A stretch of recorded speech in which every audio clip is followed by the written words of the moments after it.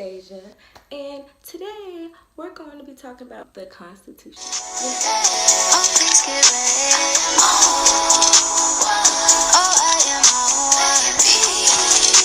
The U.S. Constitution is a pretty good structure for a government. I say reasonably fair, but let's be honest, it was made in the 1770s, colonial times. It's outdated. There could be some new things. There could be some new updates to the Constitution. So we can more or less say these are my problems with the Constitution. Number one, you have to be 25 to enter the House of Representatives and live in the United States for 7 years. Okay, well, I understand living in the United States for 7 years, but why do you have to be 25? Why do everybody in government have to be so old? No, how about we cut it down to 21? You have to be 30 to be in the Senate for living in the United States, yeah, for 9 years? Okay, that makes sense, 90. I understand the living part, but 30, no, cut that down to 25. Why don't we trust young people? Why can't we give young people more prominent positions in the government? Like, we need to speak for the youth. We don't have, like, speaking for me, we don't have any representation out there. Problem number two. Okay, in the Constitution, it says that the Senate and the House, they can determine their own proceedings. They can rule if one of the members like have this disorderly conduct, or they can expel one of the members if 2/3 of everybody agree.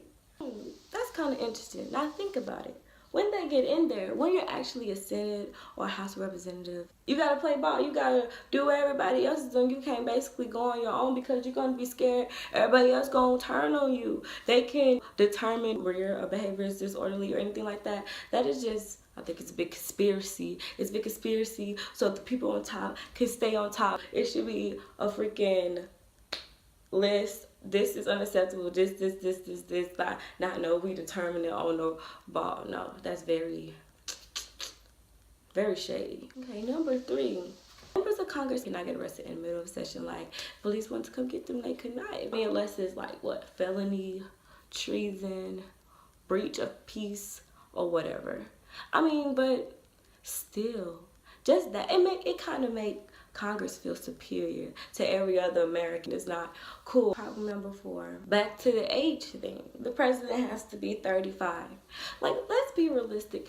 None of these people actually reach this level of their professional careers at this age. I'm not saying the president should be young. Say you can be 30 when you're president. Maybe the next president will be 5 years younger than. I'm not saying that elderliness, is a bad thing, but it's just time for a change. Okay, number five. Each state appoints members to the Electoral College that's equal to the amount of House of Representatives and Senates that they have in their state.